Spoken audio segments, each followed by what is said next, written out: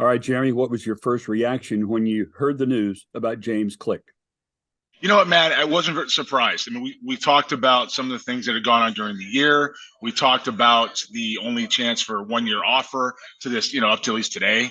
So when you do something like that after winning a World Series, it tends to lend some credibility to certainly a divide in thinking in the front office and with the owners. So not very surprised at all.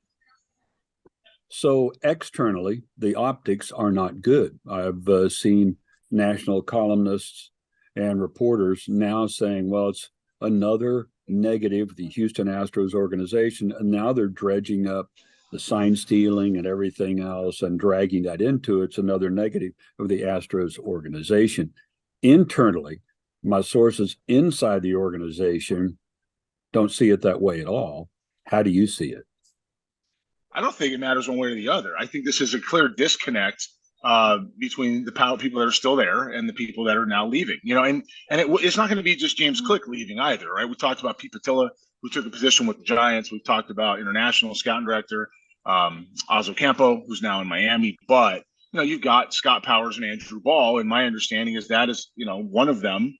I don't know which one has already been let go, and that it's time to go ahead and move ahead with a new direction. A new general manager is going to get, in Jim Crane's estimation, more in sync with which way he wants the direction going for the future. This isn't something you do after winning a World Series. The last time this happened was 75 years ago, right? So when you're doing this now, it's not a positive or negative. It's a direction change driven by something that the owner wants to see for the future. Let me ask you about James Click a moment, because the comment from Jim Crane, we are grateful of all of James's contributions. We have had great success in each of his 3 seasons, and James has been an important part of that success. I want to personally thank him and wish him and his family wish him and his family well moving forward. Does James Click have trouble getting a job after this, or is it easy to get a job after this? The immediate reaction for James Click is going to be wow. That's a wow, because it hasn't happened much.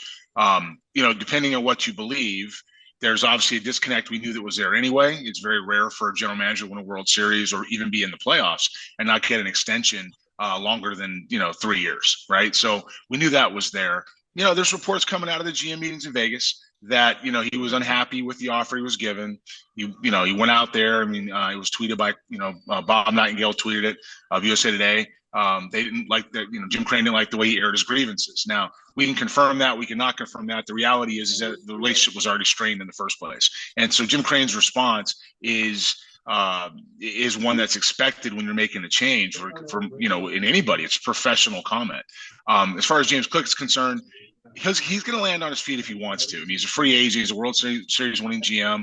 My early pick would be Detroit. And I say Detroit not because of A.J. Hinch, has nothing to do with it, but because they have a presidential operations in Scott Harris that they would conceivably have a general manager level position. Now James Click can go anywhere, and if I was him, I'm going to want to be a GM after winning a World Series. But conceivably, there would be a spot, especially with their Tampa Bay Rays old scouting director Rob Metzler joining them as an assistant general manager just a couple of weeks ago. So how about the Astros' future now? Where do you think they look for a new general manager?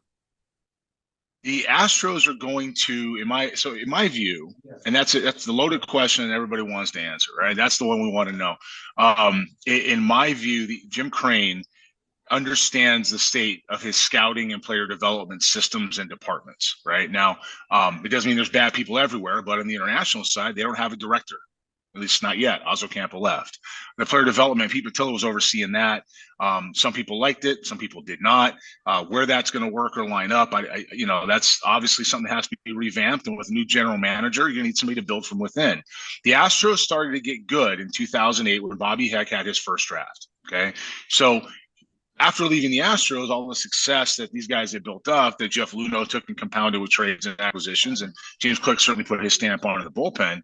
The Tampa Bay Rays, another organization Jim Crane really likes, admires, were at one time trying to hire Andrew Friedman before settling on Jeff Luhnow, and one time, obviously hiring James Click.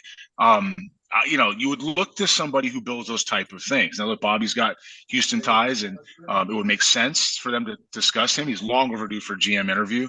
But there are other people in the mix out there they may talk to, but it'll be somebody who's at least a hybrid, who understands the numbers, who wants to look at it and can communicate and respect the general manager, field manager balance with a network to now go fill people. There's nobody to fill from within that's qualified to fill these positions, maybe one or two of them, but certainly not all of them. And you're going to have to be able to go, call on something like that, which lends itself to a more baseball-oriented veteran.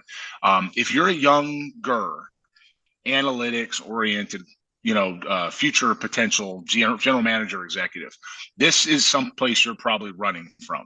And the reason why you run from is because the guy that was just fit that mold was just fired. And Dusty Baker's got a contract. And that doesn't mean Dusty's all one way. It doesn't mean that James Click was all one way. That's between them, and it should be. What it does mean is that having that intensity, if you will, and overall schooling instead of understanding the other side isn't a place you're going to want to be. And finally, some people talk about David Stearns, and I think David Stearns is a downgrade from James Click, and a lot of people would feel the same way that I've seen in the industry. The reason why I say that is because he hasn't won anything. James Click's got a ring.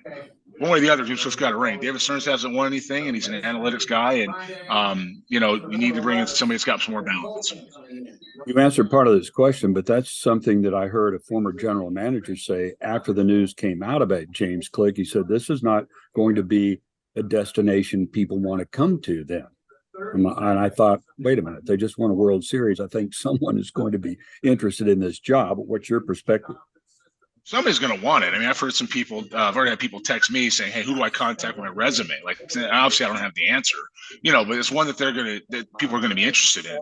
But Jim Crane is going to rebuild his system. I mean, that's the focus, right? Retool the big league roster, understand how to get to the people to make that better, understand the numbers, but rebuild the scouting and development portions of this organization, not just as personnel, but as players and a groundswell system, so that when this window closes, if you will, I said 5 years, I think you said as long as Crane wants to on the last time we talked about this. But if this window goes 5 more years, you need to start drafting well now and signing international players now that are more of that backfill to be able to give yourself the assets. So I think that's going to be something that the hire is going to be. I think anybody in baseball who has those type of pedigree is going to want this job. I think if you're one way or the other and don't have school on the other side, it's a do not apply. So I don't think this has any shortage of candidates. It just may have a shortage of focus. All right, Jeremy. Thanks so much for your time, man, and always appreciate your perspective. Thanks, Matt.